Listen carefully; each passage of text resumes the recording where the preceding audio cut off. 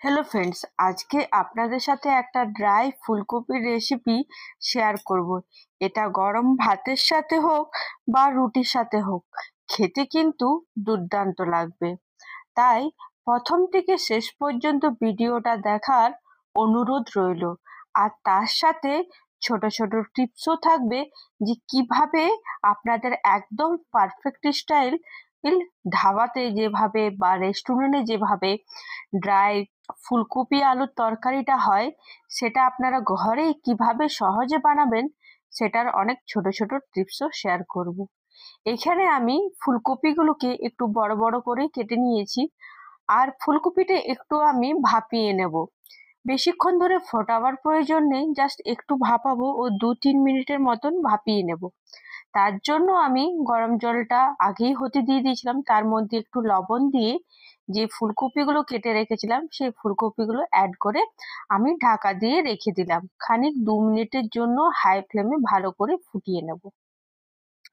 এরপর একটা বড় সাইজের আলু নিয়েছি, চোখা ছাড়িয়ে ভালো করে ধুয়ে নিয়েছি। তারপর আমি আলুটাকে লম্বা লম্বা করে কেটে আবার জলে ভালো করে ধুয়ে নিলাম।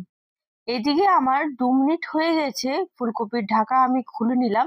ফুলকপিটা খুব ভালোভাবে আমার ভাপানো হয়ে গেছে। গ্যাসের আঁচ বন্ধ করে আমি এক এক করে ফুলকপিগুলো একটা পাত্রে আমি তুলে রেখে নেব। আর এভাবে একবার ফুলকপির রেসিপি আপনারা বাড়িতে বানিয়ে দেখুন। আর এখন তো শীতের সিজন, সহজে ফুলকপি, বাঁধাকপি, তাছাড়াও 12 মাস 30 কালে আজকাল সব শাকসবজি প্রায় পাওয়া যায়। এরপর আমি সব ফুলকপিগুলো তোলা হয়ে গেছে। এরপর গ্যাসে আমি একটা কড়াই চাপিয়েছি। আমি এখানে লোহার কড়াই করছি, আপনারা যদি চান তো এমনি কড়াইও করতে পারেন। গ্যাসের আঁচ অন করে তার মধ্যে 3 চামচ সর্ষের তেল অ্যাড করে সামান্য একটু লবণ আর একটু হলুদ গুঁড়ো অ্যাড করে দিলাম।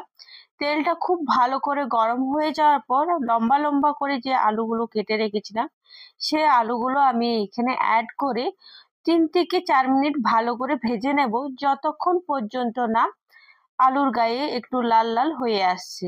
আমার এখানে আলুটা খুব ভালো করে ভাজা হয়ে গেছে, তাই আমি একটা পাত্রে তুলে নিলাম।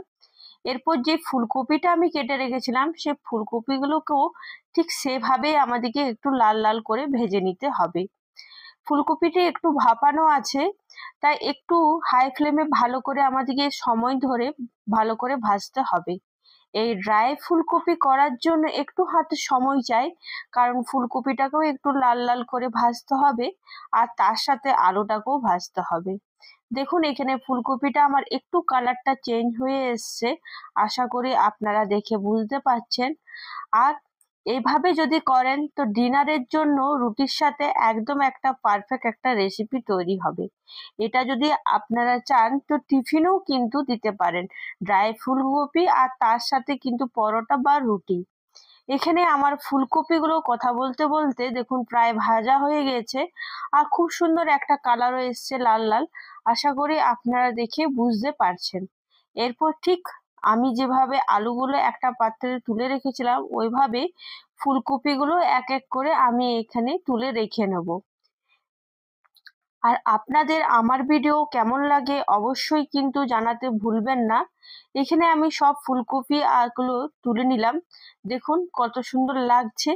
এরপর কড়াইয়ের মধ্যে আরেকটু সামান্য তেল অ্যাড করে তেলটা খুব ভালো করে গরম হয়ে যাওয়ার পর আমি এখানে ছোট চামচের 1 চামচ গোটা জিরে, একটা দারচিনি, একটা শুকনো লঙ্কা আর 2টো এলাচ অ্যাড করে তার সাথে 2-3টে লবঙ্গ অ্যাড করেছি। এরপর একটা পেস্ট তৈরি করে রেখেছিলাম, সেটাতে টমেটো, কাঁচা লঙ্কা আর আদা ভালো করে মিহি করে পেস্ট তৈরি করে 2-3 মিনিট ভালো করে নাড়াচাড়া করে নেওয়ার পর 3 মিনিটের জন্য ঢাকা দিয়ে রেখে দিয়েছিলাম। 3 মিনিট হয়ে গেছে, আমি এখানে ঢাকাটা খুলে নিলাম। করে নেওয়ার পর আমি এখানে কিন্তু দই অ্যাড করলাম। দইটা কিন্তু একদম ফ্রেশ হওয়া চাই, বেশি টক হলে কিন্তু চলবে না। দইটা আমি এখানে 1 কাপ অ্যাড করেছি, ছোট কাপে 1 কাপ দই অ্যাড করে হাই ফ্লেমে ভালো করে 2 মিনিট নাড়াচাড়া করে নেওয়ার পর আমি এখানে ঢাকা দিয়ে আবার রেখে দেবো। দেখুন এখানে ঢাকা দিয়ে রাখার পর আমি এখানে 2 মিনিট পর ঢাকা খুলে নিলাম। কি সুন্দর তেলটা ছেড়ে এসছে, আশা করি আপনারা দেখে বুঝতে পারছেন। এরপর এক এক করে আমি মশলা অ্যাড করব। যেমন ফার্স্টে আমি লবণ অ্যাড করলাম, তারপর হলুদ গুঁড়ো অ্যাড করে দিলাম। লবণ আমি আগে অ্যাড করেছিলাম যখন ফুলকপিটা ভাপিয়েছিলাম আর যখন আলুটা ভেজেছিলাম। লবণটা অবশ্যই একটু ভেবেচিন্তে অ্যাড করবেন।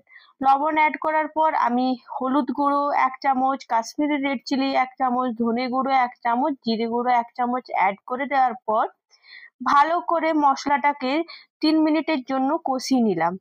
মশলাটা খুব ভালো করে কষিয়ে নেওয়ার পর যে আলুটা আমি ভেজে রেখেছিলাম সে আলুটা এখানে অ্যাড করে দেব। দেখুন এখানে আলুটা আমার প্রায় ভালো করে সেদ্ধ হয়ে গেছে। একটু আরো সেদ্ধ হবে, তার জন্য আমি সামান্য একটু জল দিয়ে ভালো করে নাড়াচাড়া করে নেবো মশলার সাথে, আর ঢাকা দিয়ে রেখে দেব খানিক 3-4 মিনিটের জন্য, যাতে আলুটা আরো ভালো করে সেদ্ধ হয়ে যায়। এখানে আমার আলুটা 80% এর মতন সেদ্ধ হয়ে গেছে। লো মিডিয়ামে আমি আবার ঢাকা দিয়ে রেখে দিলাম। এখানে আমার 3 মিনিট হয়ে গেছে, আমি ঢাকা খুলে নিলাম।